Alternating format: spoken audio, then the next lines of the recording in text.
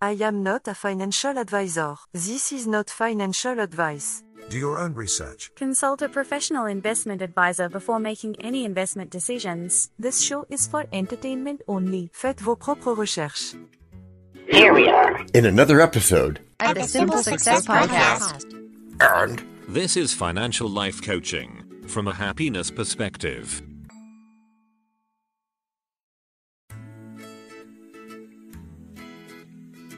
I know this for sure, John. Today, we will bring happiness and glad tidings to newlyweds. And why is that, DT? Because most premarital counseling sessions do not teach these financial literacy lessons, and yet money, actually household debt, is among the leading causes of divorce. That is a great reason to be doing this. Just the other day, I was looking at how much Americans spend on their wedding day, and I realized we must talk about financial security and the culture of saving. Who knows? By doing this, we might help some married couples and save some people from chronic financial stresses. By the way, how much do Americans spend on weddings? In 2021, the national average cost of a wedding was $28,000. If you include the engagement ring, the figure rose to $34,000. Could it be possible that there are newlyweds who enter into debt no sooner than the ink has dried on their marriage certificate? A truer statement has never been uttered, my friend, and that's one of the things we talked about in our last podcast, which was about saving pro tips for families. You're so passionate about families, John. Families are the backbone of our society. If we let them die under the back-breaking burden of debt, there will be nobody left to carry this nation to greater heights. I know this may be a little off topic, but just to get things into perspective, what is the average American savings account balance? It's approximately $4,500. That's bad, isn't it? That's bad considering what we preach about retirement. And it gets worse when you're newly married and you don't know how to save, invest, or even have a fun budget. Fun budget. Right, John. You make running a home look like a business venture. That's because it is, DT. And money and how you manage it is what makes it stay afloat. Like we said, there should be a module on financial literacy in all premarital classes. What's the other reason that prevents newlyweds from saving? The other reason is that many newlyweds start a marriage with crippling debt and bad credit scores. Why does this happen? This happens because they may have borrowed and taken loans to even have the wedding. People have this tendency to pour all their resources into one event and forget about the long journey ahead. Is that even a smart financial move? It's not, DT, but it's human nature. And there are many couples who do not know better. They only plan and think about the wedding event and are not prepared for the long, sometimes hard road that comes after the honeymoon. I get it, John. Preparation is the key. What's the reason that prevents newlyweds from saving? The reason is that newlyweds may be coming into the marriage with debt. Some have student loans or no established spending limits. That's it. Very astute artificial intelligence, Matthew. They get into a marriage with excess financial baggage. Would it then be best to know the financial history of one's prospective spouse before you tie the knot? I second that. These are realities that most people ignore, but which actually make or break a marriage. America, I hope you're listening. Unfortunately, sometimes just asking your prospective spouse verbally will not get you the correct answers. Not even weeks in advance? Nope, sorry. I wish I had the benefit of this knowledge before I tied the knot. It's never too late to unlearn what is not working and learn and relearn new things, like Alvin Toffler said. You did use plenty of packing bubbles, didn't you? You mean like to break from old habits, right? Yeah, if it ain't working, you fix it. You can't keep on going on, ignoring all warning signs. And I know the next warning sign that's coming. You do? Yeah, it's... Break number 1. Hello, everyone. This is John with the Simple Success Podcast, financial life coaching from a happiness perspective. Because we know you want to show us some serious love in return for the tremendous benefits you get from us. please head over to the support link in our written show notes. That's the words on your podcast player. There, you can choose from a $9.99 per month doing level of support, a $4.99 knowing level, or a basic intro level of just 99 cents per month. Great place to start. Whichever you choose, thank you so much for helping us do this for you. And to leave us a voice message, which just might see the light of day in a future podcast, go to those same written show notes. You'll go to a site where you can leave a video, audio, or text-only message depending on how you feel at the moment. You can also send us an audio file attached to an email if you use just more than your phone for stuff. I won't repeat those links because weird. And anyway, show notes. It's all in there, and it's all easy.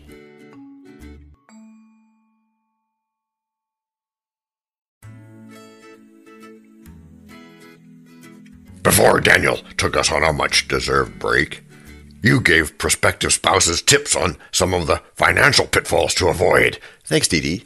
It's always my pleasure to help by giving sound advice.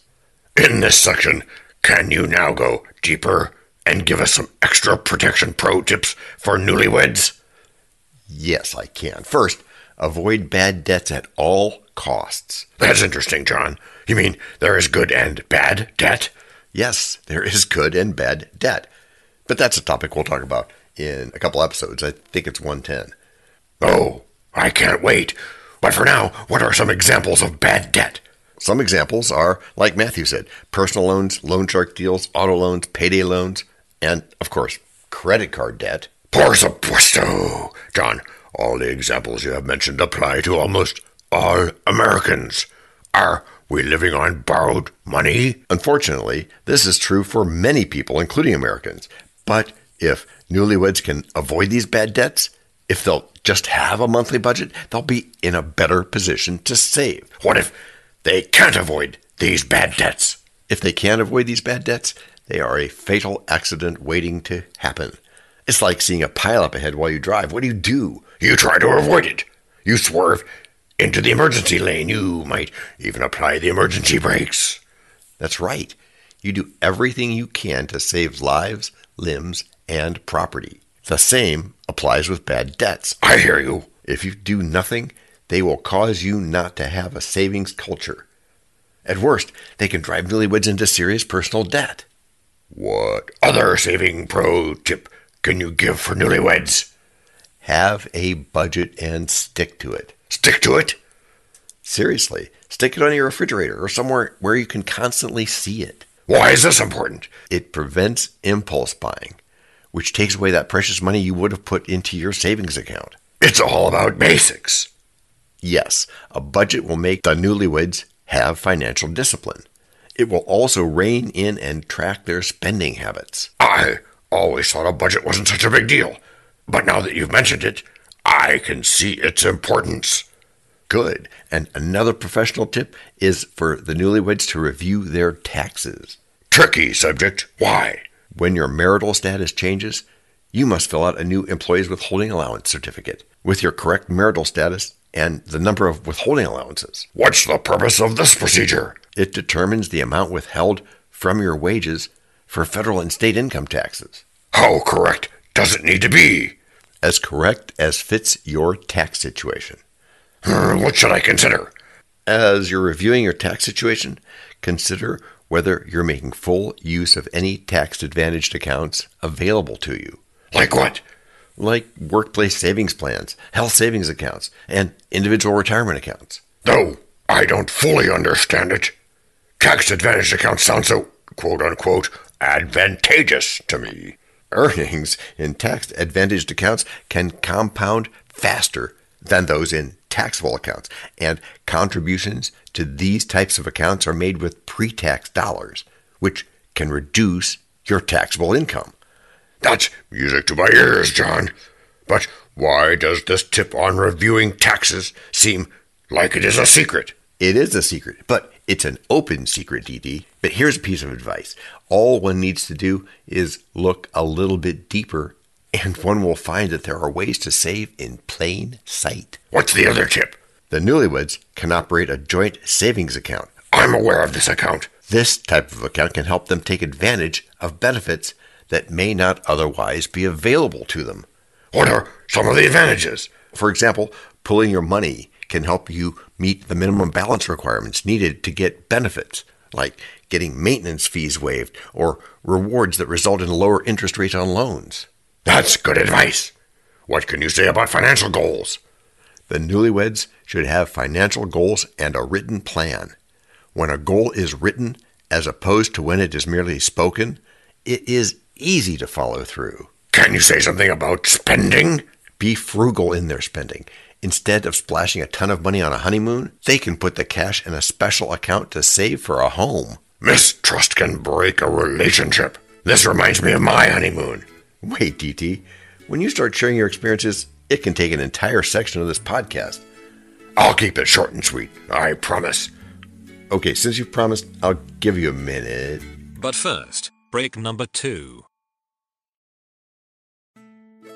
We know a lot about you already because we know ourselves. For example, we know that you know how to listen to our podcast. We also know that you probably know how to subscribe. So as soon as you're done with that, tell us your story. We have ways you can contact us. It involves a special link where you can leave us a message. We may have an email address for you as well in the future, and we'll let you know if that happens.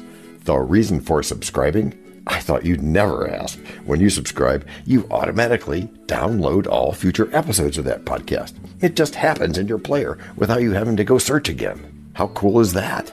This means better rankings for the podcast, more attention from advertisers, and more money. And this means more and better stuff for you. So your motivation is simple and easy. Subscribe today, whatever app and from whatever place you like. And don't just try to subscribe. There is no try. There is only do. We're changing the way we look at things, and remember, that's good. Eso es buenísimo. Also remember, this is financial life coaching from a happiness perspective. Coaching happiness. Our call to action is right in the show notes. Find it, and you win too.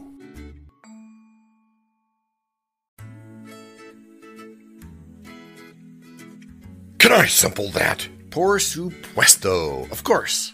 Just simple it. Please make sure your seat belts are fastened and your tray tables are in their upright position. And make sure simple is a verb like Google is a verb. Thank you, John, for taking us through that last section. Now, it's time to tie all the lessons we have learned to investing.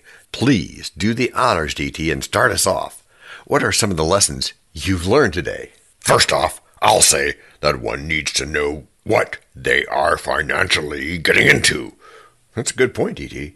I liken marriage to an emotional and a financial investment. That's deep, my friend. I hope America is listening. You don't blindly jump into an investment. Just because others are doing it, you do your research, or you ask for expert help. Absolutely. Hear that? That's my piece, John. What do you have for our listeners? Let me pick it up from here, where you left it. The floor is yours, my friend. We've talked about how newlyweds need financial literacy lessons. There are people who are of the opinion that it's a waste of money to pay for financial counseling. But this can be one of the better uses of money, as you are now more aware of the do's and the don'ts. What are your thoughts? I think newlyweds should invest their income. By doing this, they will make their money work for them and put them in a better financial position. Can you take us through how they make their money work for them? There are different ways to invest. They just need to be smart about it. For instance? For instance, if one of them is a stay-at-home parent, the one who is not holding down a regular job can start a side hustle at home to supplement the family income. 2 incomes are better than 1, right? That's right. Even if one partner is bringing in enough money to take care of the family, an extra income stream is always welcome. And this side hustle can grow, and who knows, become the next big thing. Yeah, we have seen it all over. Hustles starting from humble beginnings, then taking over like a wildfire. You're right. This is our DNA. What else? You don't just jump into an investment. You do your due diligence. When getting into an investment, newlyweds should not follow their emotions. Why? Because emotions and investing are a poisonous cocktail. As Don Corleone says in The Godfather, it's not personal, it's business. Marriage is deeply personal. While investing is a business matter, but also an important personal thing to do. If I hear you correctly, you're saying newlyweds should separate the two matters of marriage and investment. That could be hard, though. Yeah, it's hard, but it's doable. When making investment decisions, they should not let their judgment and decisions be clouded or affected by what's happening in their marriage. That's a good one, John. Any other lessons? There is. I have learned that in the investment space, newlyweds should not think outside the box, but think like there is no box. Break it down, John. What is that supposed to mean? What I mean is that newlyweds should not limit themselves in terms of investments. Investment and risk go hand in hand, right? Yes, and most newlyweds enter into a marriage with debt or other financial obligations, like we said before, but these factors should not limit them. What if they hold different values as far as finances are concerned? They should talk about these values and come to a consensus that they can live with. Otherwise, they will not be able to invest or save their money. And why is that? They should pull together and in the same direction, not pull apart, and that can only happen if they are standing on one common ground. When newlyweds put all the tips in this podcast into practice, they will have a different outcome, at least from a financial aspect. Yeah, DT, and we're all about good outcomes here. This may be off topic, but do you think today's pro-saving tips can save some marriages? Of course, DT. At least that's our hope. Money is one of the leading causes of divorces and separations. But here on this podcast, we've got you all covered. How so? Through practice and repetition and patience and all that stuff we always talk about. Oh, right. Which is how you've all gotten good. Gracias por escuchar. Salut. À la prochaine.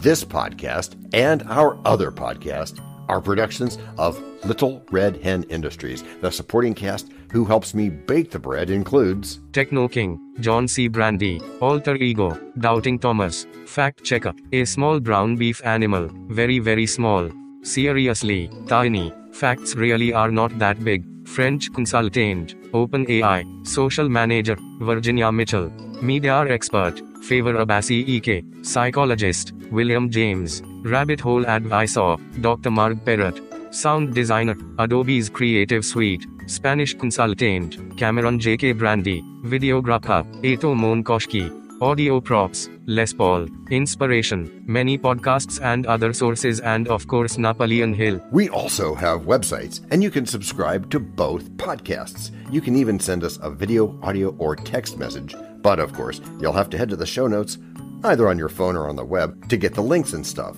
I really doubt that you would pay me to read the URLs where you can subscribe, support, or leave one of those video or audio messages. And anyway, all the clickable links are in the show notes. And before we forget, the artificial intelligence or AI voices you hear in our work come from Google, Amazon Polly, and OpenAI, like we say in the show notes.